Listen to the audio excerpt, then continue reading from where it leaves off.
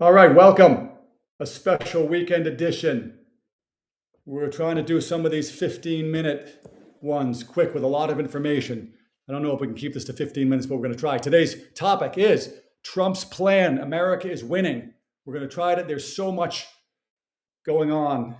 Obviously, last night, the assassination attempt, we're probably going to discuss that more on tomorrow's show at 2 o'clock. Join us. Obviously, by the way, the left is full of violence. The violence does not come from the right. Why does the left want to get rid of Trump so badly? Because of his plan, which we're going to get into.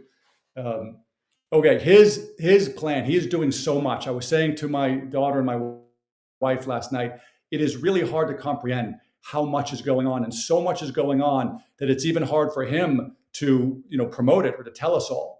The amount of positives that are happening in the manufacturing side of things. We're producing more steel than Japan for the first time in 30 years, maybe more. We've obviously, with Drill Baby Drill, produced enough energy. We're going to get into this. So now we're the energy supplier of choice. Okay, so much is going on. So let's just sort of jump right into it. All right. By the way, this is The Ordinary American. I'm your host, Paul Sarkis.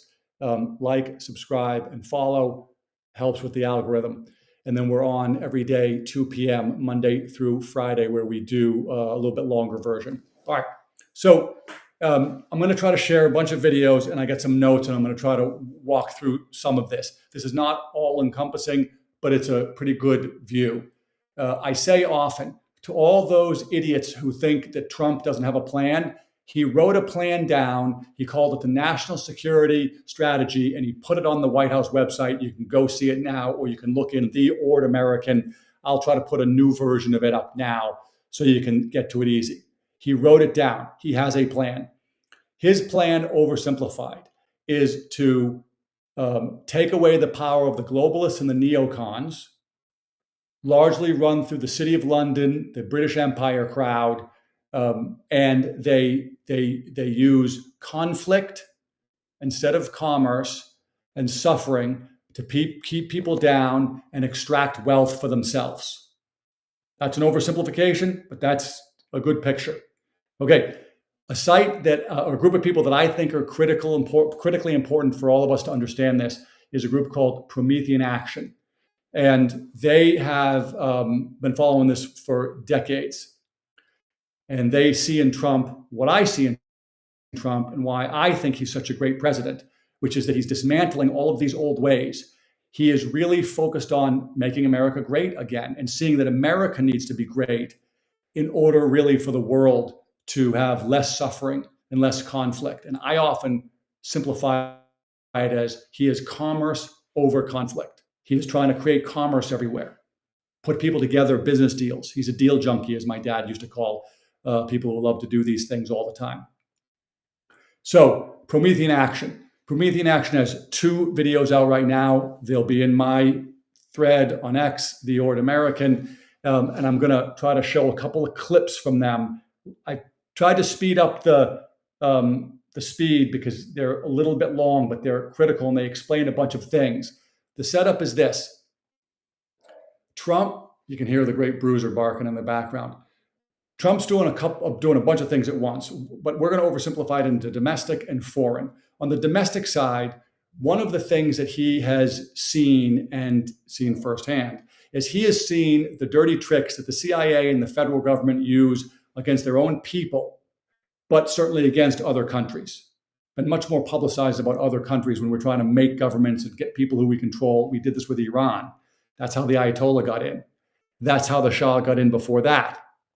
We try to pick the people who, are, in my opinion, idiotic leaders, think are the most easily manipulated.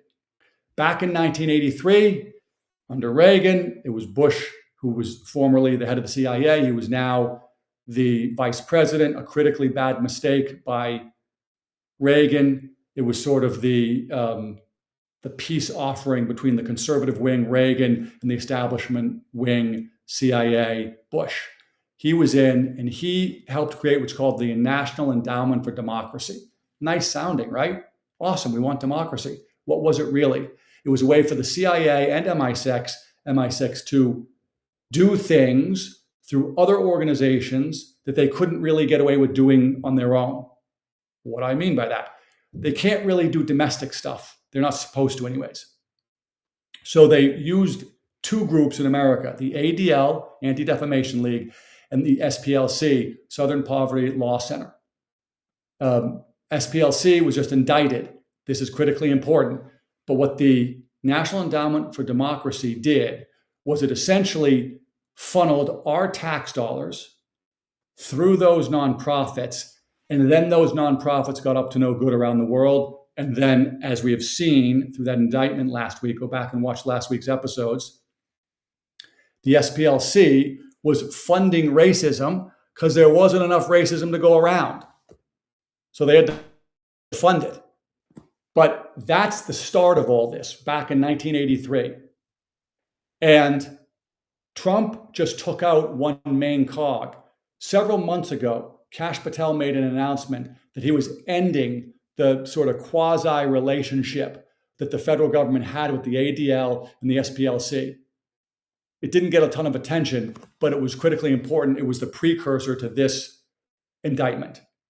Okay, so that's a major component. Number one, we're talking about, we're seeing in all of these nonprofits, our money is being stolen from us, our tax dollars. We work, we pay the federal government our money. They take it and funnel it through these 2 million nonprofits. Might do good things, but most of them don't. They collectively hold about 13 or 14 trillion in assets. And each year, they're getting in about 3 trillion, 3 to 4 trillion, I think is the number. And about half of that is our tax dollars. Okay? If we eliminated that alone, we nearly balanced the budget. Bam. Okay? Trump's trying to do that. This gets to the larger issue of our tax dollars and what Trump is doing. Trump does no tax on tips and no tax on overtime, but he's also said he wants to get rid of the federal taxes on citizens. Why? He said it on Joe Rogan, because largely foreign governments have wanted that in place. That's how it started in 1913. We've done other videos about that. Terrible year for the US. But his plan is he needs to stop having us, ordinary Americans, in front of a great flag, love God, love my family and my country, being used as funding mechanisms for all this leftism, globalist nonsense. They funnel it through these nonprofits. By the way, the nonprofits are almost never scrutinized by the IRS. It's less than 0.1%, says AI, are scrutinized. Why? Because the government doesn't want them scrutinized. Because the government knows that they're doing their dirty work for them. Side note, how does something like the ADL or the SPLC get corrupted in the first place? Because government corrupts. Or as the great Dennis Prager says, the left corrupts everything it touches. So once they start funding these things, people start to make money at them. They get power. That's intoxicating. If you've ever heard the term golden handcuffs, sometimes an employer will pay somebody just enough money so that they're comfortable and it's not really worth it for them to look around or try to go somewhere else. Golden handcuffs. They don't want to leave. That happens with the government too. We saw last week, we don't want anybody to lose their job, but a bunch of people lost their jobs because our tax dollars being funneled through these government agencies into nonprofits to do dirty work and essentially bribe people. There was a story about a woman who made like $272,000 in a nonprofit funded by USAID, which is a CIA cutout, or was. Hat tip to the great Mike Benz. He talks a lot about that. And it's terrible that she lost her job. But that was essentially a fake job. She was bribed. We're going to find out that those people gave lots of donations to Democrats and voted for Democrat. So it's all corruption. It's all a bribe. And then those nonprofits like the SPLC go and start things like the Charlottesville situation, which then they used for years to try to attack Trump. In fact, Biden ran saying the only reason why he was running is because of that fake scam. Okay, so that's the setup. I want to now show this video. which is going to talk a little bit about the economy. I'll try to tie it in afterwards. Let me see if I can find it. Where is it here? Hold on. Nope, I lost it. Don't tell me I lost it totally. No, here it is. Okay, I want to bring this in because she does an unbelievable job of explaining some of these very important concepts. Okay, I'm going to play it and we're going to talk about it. At the same time, we've been pumping out money. That's this middle one. And of course, it's going crazy with quantitative. Okay, I just want to stop here. This line is essentially a proxy for American middle class or workers, okay, non-elites. It's economic output, it's manufacturing. It's been going down for decades. What she's talking about right now is this is essentially money supply. Think of this as a proxy for money supply. So we're printing money and we're losing manufacturing jobs or middle class jobs. This is all us like get cheap stuff from wherever we can make it and offshore everything. That's what this represents. And you can see this space. This is the wealth gap. This is how it's been working. She's going to talk in a second. This is essentially financial derivatives. Let me see if she'll explain it. Easing, and then the Biden inflation policies and so on. And then on top of all of this has been what we call financial aggregates, which isn't money. It's just financial pieces of, not even pieces of paper. It's financial assets that are traded basically. It's side bets on side bets on side bets on gambling. You're not even buying the chips. You're just making a side bet on a side bet. That's what the economy of the world has looked like for much of the past 30 to 40 years. This is how the British Empire has destroyed us. And this has been what nobody has wanted to challenge or has had the power to challenge for a long time. Now, here's what a healthy economy should look like. One where the actual production, the rate of increase of production is going up faster than the rate of increase of money and the rate of increase of these derivatives and these other kind of speculative. Okay.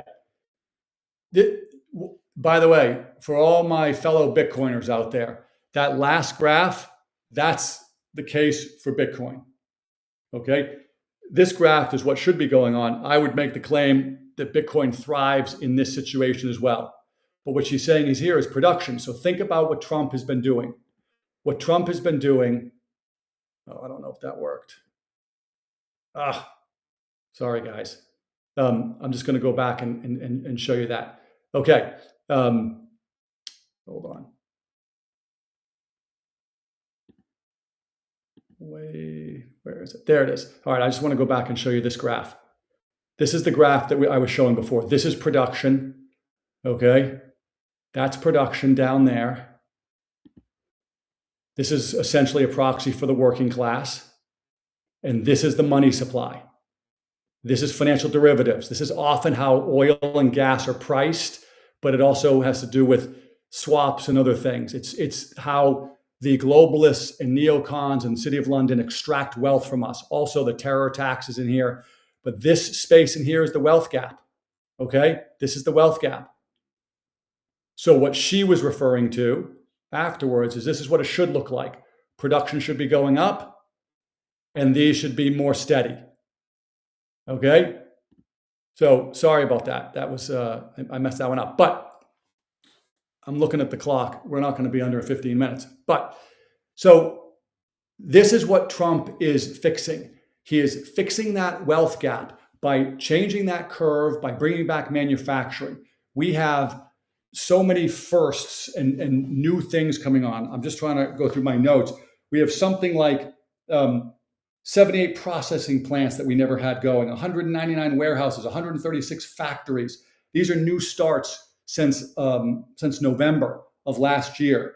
We've been over before about the Nissan doing $26 billion in investment over the next 2 years.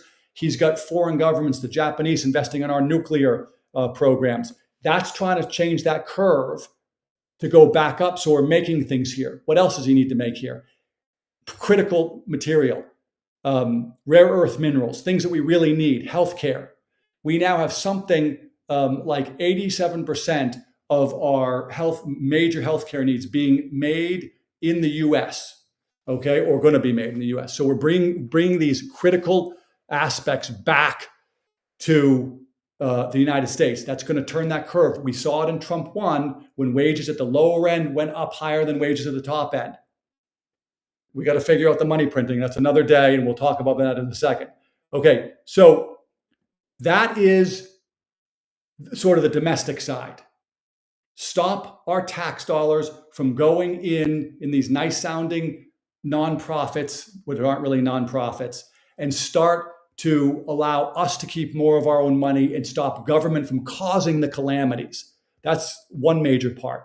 Then we transition to the Iran stuff. I don't know if I think I have this teed up. The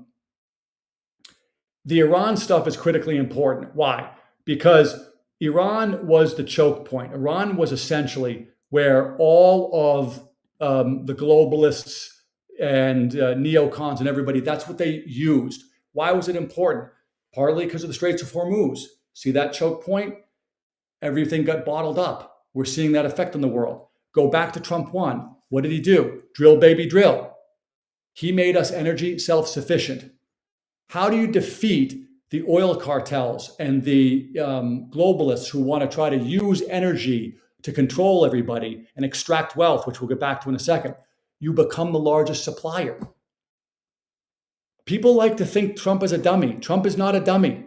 Trump is smarter than everybody else, or he's certainly smarter than the leftists and the globalists and the neocons.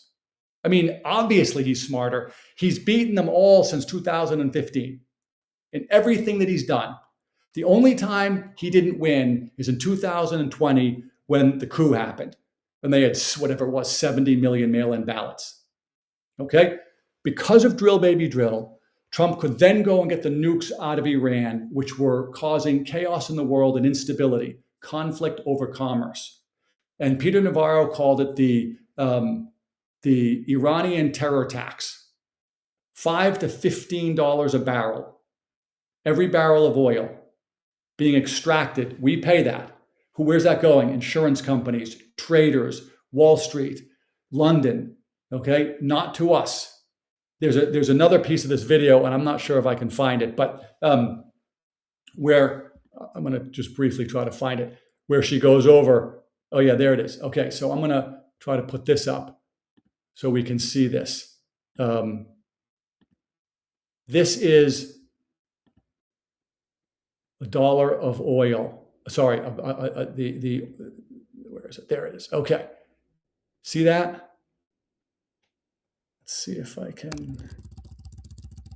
That bottom one, Brent futures. That's the terror tax. Oh, sorry, the terror premium is the 13%.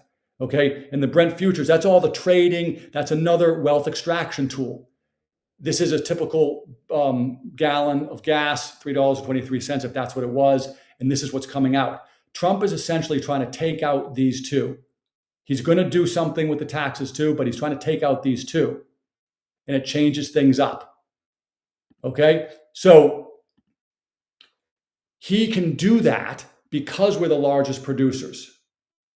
Now what's he doing in Iran? He's squeezing everybody.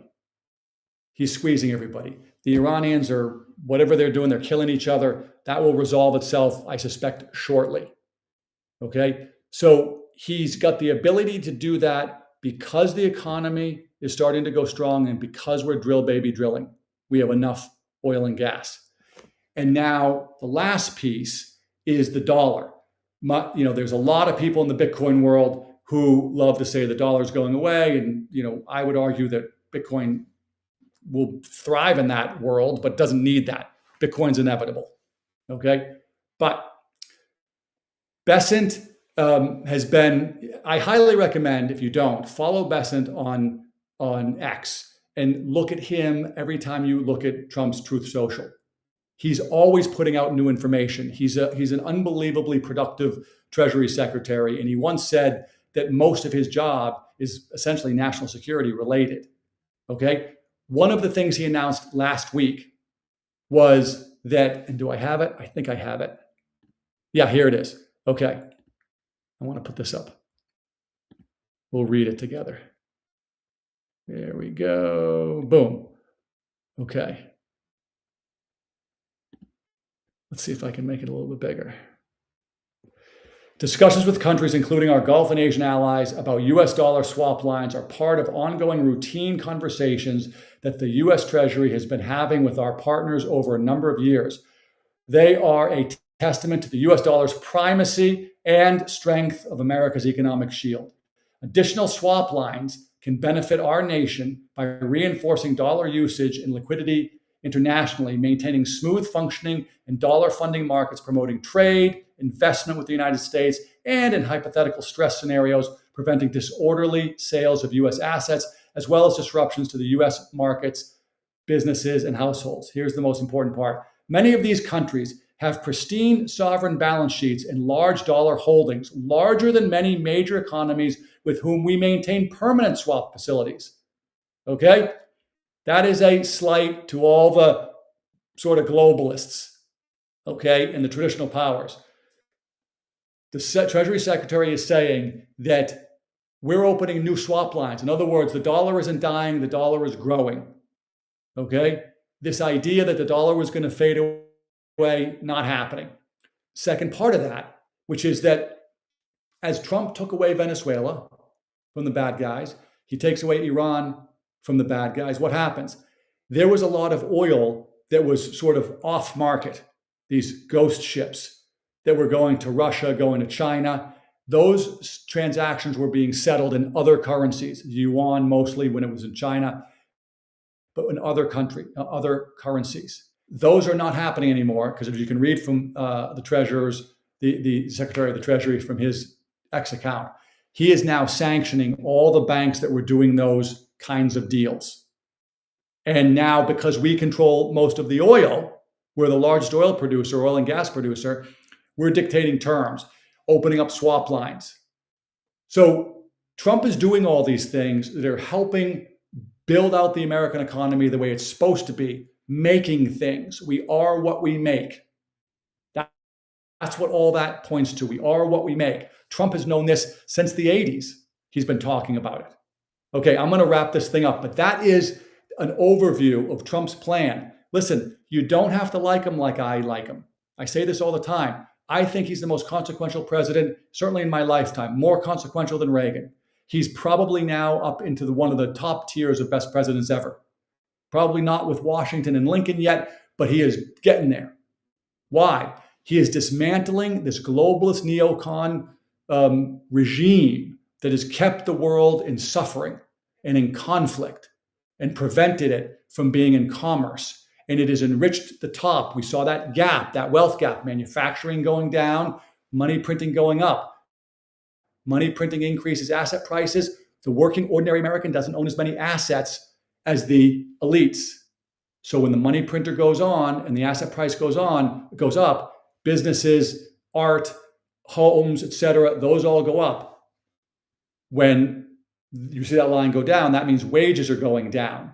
So the ordinary Americans' wages are going down while asset prices are going up. That's a terrible combination. Trump is reversing all that. No tax on tips, no tax on overtime. He's doing these things. He's taking down the wealth extraction through Iran, mainly. Wait to see what he does in China. I will be surprised if there isn't some major announcement next month when he meets with Xi. Okay. It's a Sunday. I hope you had a chance to go to church. I hope you prayed. I prayed. I'm going to pray some more. I got a lot of forgiveness to wrap my head around, including, it's not the time now, but forgiveness for all these leftists who are causing this violence. We got to stop this stuff. Okay, we'll see you tomorrow at 2 p.m. I'm rooting for you.